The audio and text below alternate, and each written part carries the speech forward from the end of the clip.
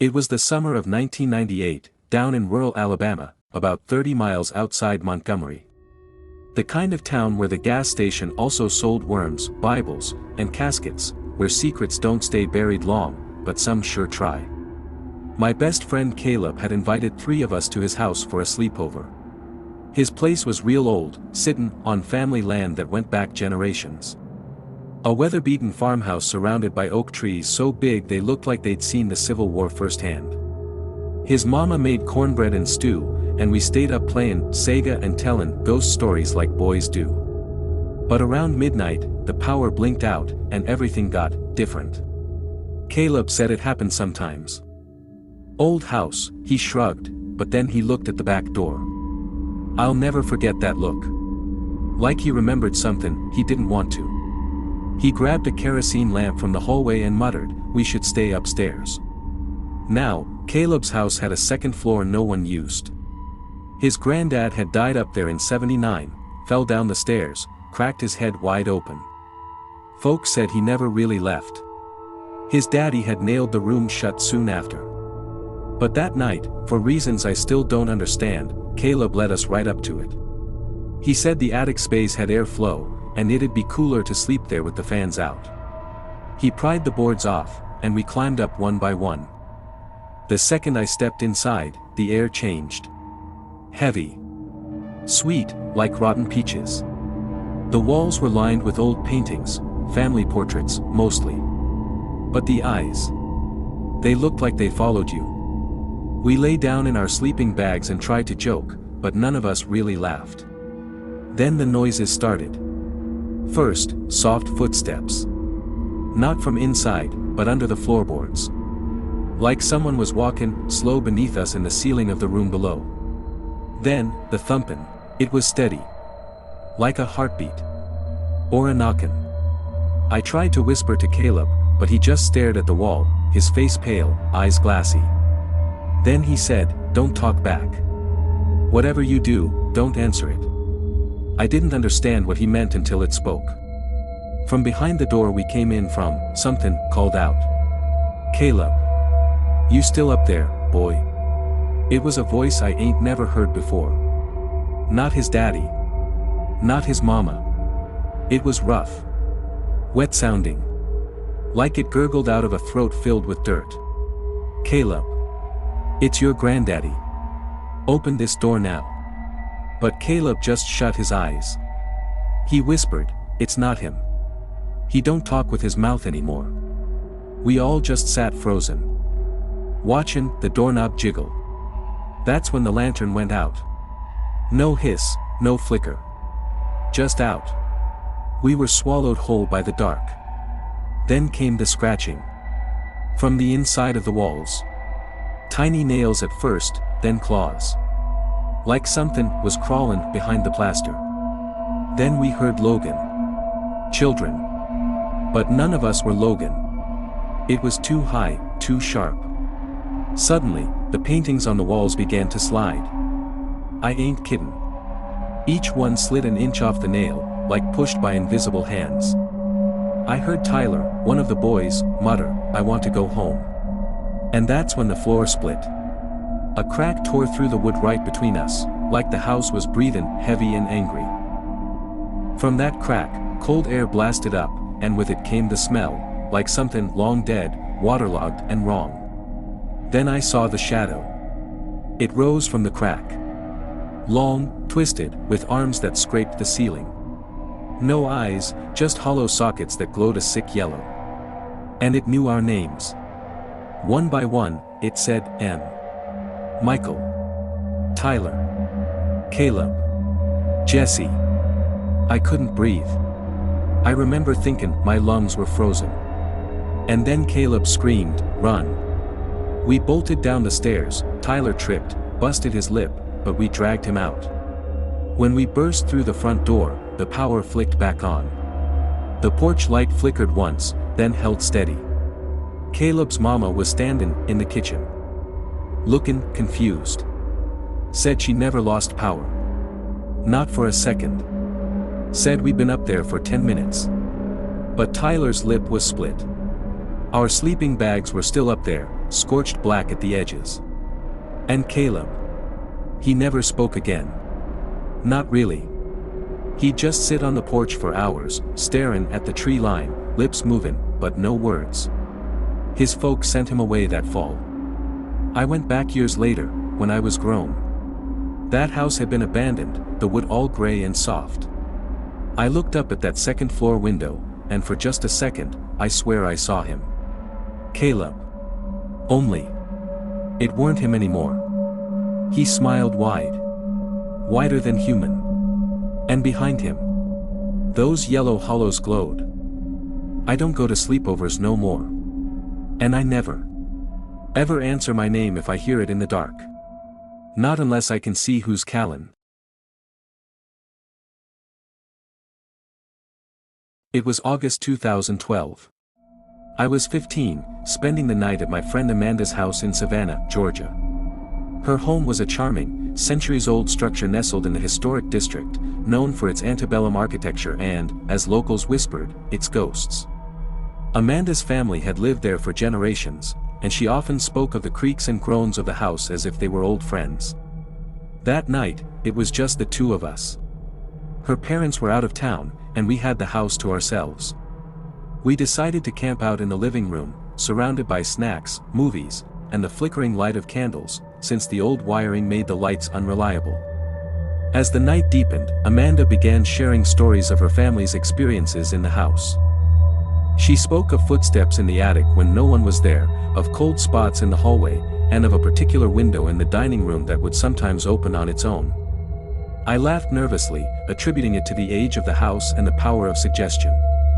Around midnight, we decided to try a makeshift Ouija board, drawn hastily on a piece of cardboard. We placed our fingers on a glass and asked if any spirits were present. The glass didn't move, and we giggled at our own silliness. But then, the candle nearest to us flickered violently and went out. We stared at each other, unsure of what to make of it. Suddenly, the roll-up blinds on the dining room window shot up with a loud snap. We screamed, our hearts pounding. Amanda whispered that this was the window she had mentioned earlier. Gathering our courage, we approached it. Outside, there was nothing but darkness. We decided to retreat to her bedroom upstairs, thinking we'd feel safer there. As we settled in, the air grew colder, and an uneasy feeling settled over us. Just as we were drifting off to sleep, a loud thud echoed from the hallway. We froze, listening. Footsteps approached the door, slow and deliberate. The doorknob turned slightly, then stopped. We held our breath, waiting. After a few moments, the footsteps retreated. The next morning, we found the dining room window wide open, despite having closed and locked it the night before. The Ouija board was gone, and the glass we had used was shattered on the floor. Amanda's parents returned later that day, and we told them everything. Her mother nodded solemnly, saying that the house had always had its quirks. I never stayed at Amanda's house again. Even now, years later, I can't explain what happened that night. But sometimes, when the wind howls just right, I remember the sound of those footsteps and the feeling of being watched.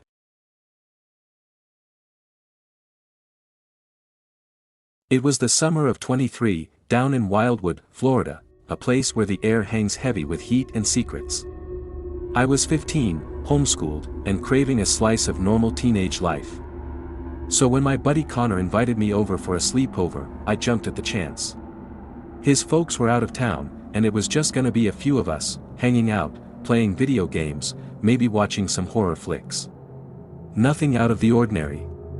Connor lived in one of those old, creaky houses with a wraparound porch and windows that seemed to watch you. The kind of place that had stories etched into its walls.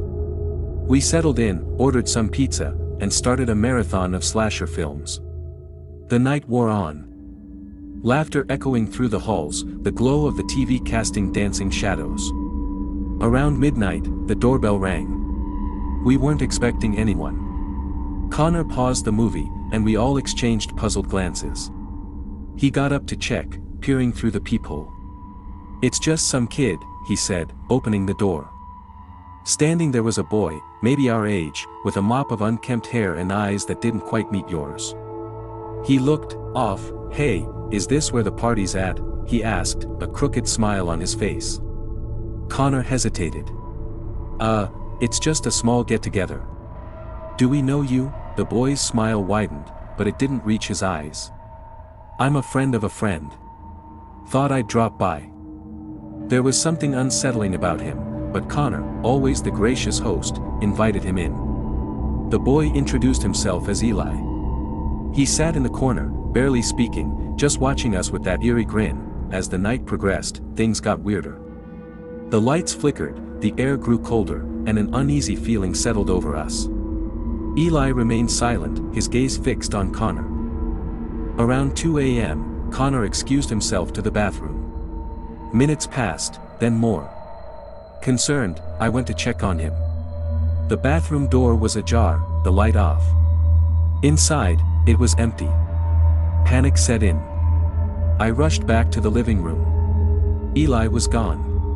The front door stood open, the night air creeping in. We searched the house, calling out for Connor. No response. Then, from the backyard, a scream pierced the silence. We bolted outside, the darkness swallowing us. In the dim light, we saw Connor lying on the ground, blood pooling around him. Eli stood over him, a knife in hand, his face twisted in a maniacal grin. We froze, terror rooting us in place. Eli turned to us, his voice cold and detached.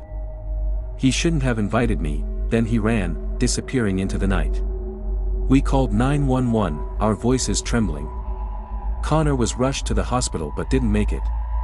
Later, we learned that Eli had walked 6 miles to Connor's house, armed with knives he'd ordered online.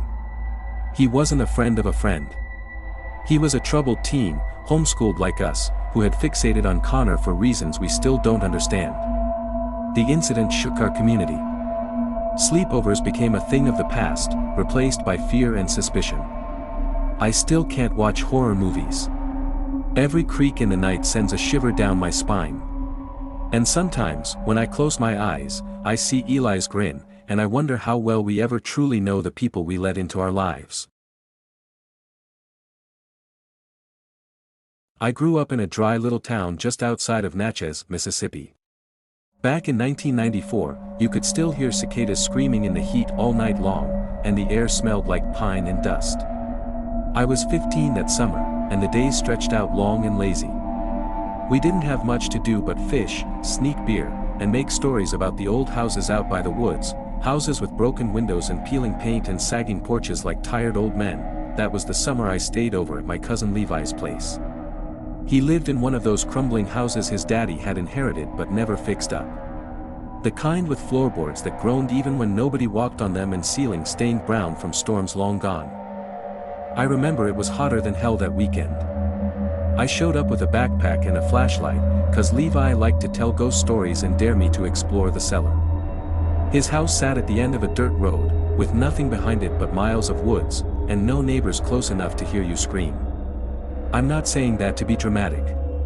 Just facts. That night, Levi's folks were out visiting kin in Jackson, so it was just us two in the house. We raided the fridge, watched Child's Play on VHS till near midnight, and made a mess of snacks all over the living room floor. At some point, Levi said, "You ever heard about the preacher who died in this house?" He said it like he was just making conversation. But his voice dropped low, like it was something folks weren't supposed to talk about. I rolled my eyes, half expecting another made-up story. But he told me, in that steady voice of his, that years back, long before his family bought the house, a preacher had lived there. One night, for no known reason, he'd walked out of his room, down the hallway, and into the front yard.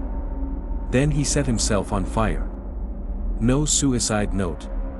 No warning. Just fire and screaming. Folks who found him said his eyes were still open, wide like they'd seen something nobody should ever see. I laughed. Called him full of it, but Levi didn't laugh back. He said ever since they moved in, he'd hear footsteps late at night. Not the creaky kind the house always made, but heavy, slow steps, like a man walking barefoot down the hallway. And some nights, he'd hear his name whispered. Right in his ear. I told him to shut up, that he was just trying to scare me. But when the VCR clock flashed 2:03 a.m., the air in that house shifted. The cricket stopped. The hum of the box fan seemed to get swallowed. Levi looked at me and whispered, "He's coming." Then we heard it, step. Step. Step, heavy. Bare. Slow, coming from the hallway behind the kitchen. We both sat up. The kind of scared where your body won't move right, like your bones are frozen under your skin. I grabbed my flashlight, aimed it down the hallway, but there was nothing there. Just the hallway stretching into darkness. We waited, step, closer now, then the sound of breathing, ragged and wet. Not human. Like someone trying to breathe with lungs full of ash. I turned to Levi. His face was pale, lips trembling. "Don't move," he mouthed. That's when the doorknob to the hallway started to turn, slow, deliberate. We ran out the back door, barefoot into the dirt and weeds. We didn't stop running until we hit the woods and crouched down behind the rusted frame of an old tractor. Levi was crying, full-on sobbing, and I was shaking so hard I couldn't even hold my flashlight steady. We waited there till sunrise. When we crept back to the house, everything looked normal. No signs of footsteps. The hallway door was shut. We never told our folks, but Levi never slept in that living room again. After that night, he wouldn't even walk down that hallway after dark. Weeks later, Levi's dad decided to renovate the place, tearing up the old floorboards, fixing the insulation. That's when they found it, a shoebox buried beneath the hallway floor. Inside were burnt scraps of fabric that smelled like kerosene, a rusted lighter, and an old church bulletin with the preacher's name, Elias Wren. Tucked beneath the papers was a photograph, faded and cracked, of a man standing in the very hallway we'd stared into. His eyes were wide, his mouth open in a silent scream, and behind him, in the shadows, was something wrong, twisted, gaunt. Like a man, but not. Its arms too long, its eyes two black pits, no light, no soul. Watching him, I don't think it ever left. Levi moved out when he turned 18. Never went back. As for me, sometimes, late at night, I wake up with the feeling someone's watching me from my bedroom doorway, and I swear, every time I look, the hallway's just a little bit darker than it should be. I was 13 when I spent the night at my friend Jenna's house in a small town outside Savannah, Georgia. Her family lived in an old, two-story farmhouse that had been passed down through generations. The kind of place where the walls seemed to whisper secrets and the floorboards groaned under the weight of memories. That night, the air was thick with humidity, and the cicadas' song outside was a constant reminder of the southern summer. We decided to sleep in the living room, sprawled out in our sleeping bags, watching horror movies until the VHS player chewed up the tape. Around midnight, as the house settled into its nocturnal creaks and sighs, we heard a faint tapping sound. At first, we dismissed it as the wind or perhaps the old oak tree branches brushing against the window panes. But the tapping persisted, rhythmic and deliberate. Jenna's dog, a usually docile golden retriever named Max, began to growl lowly, his gaze fixed on the hallway that led to the back of the house. We turned off the TV, and the room was engulfed in darkness, save for the dim glow of the porch light filtering through the lace curtains. The tapping grew louder, now unmistakably coming from inside the house. Summoning courage, we tiptoed towards the hallway, Max leading the way. As we approached the kitchen, the tapping ceased. The room was empty, but the back door stood ajar, swaying slightly as if someone had just passed through. We locked it, checked the windows, and returned to our sleeping bags, trying to convince ourselves it was nothing. Sleep was elusive. Every creak of the house set our nerves on edge. Around 3 a.m., I awoke to the sensation of being watched. Opening my eyes, I saw a shadowy figure standing at the foot of Jenna's sleeping bag. I froze, my breath caught in my throat. The figure was tall, with indistinct features, but its presence was undeniably malevolent. Suddenly, Max lunged, barking ferociously. The figure vanished, and the room was silent once more. Jenna stirred, asking what was wrong. I hesitated, unsure if I had imagined it, but the fear in Max's eyes mirrored my own. The next morning, we recounted the events to Jenna's parents. Her father, a stoic man of few words, grew pale. He revealed that the house had a history. Decades ago, a drifter had been taken in by Jenna's great-grandparents during the Great Depression. He repaid their kindness by committing unspeakable acts before disappearing into the night. His presence had been felt ever since, especially during the sweltering summer nights. I never returned to that house. Even now, years later, the memory of that night haunts me. Sometimes, when the air is thick and the cicadas sing, I feel that same oppressive presence, watching, waiting.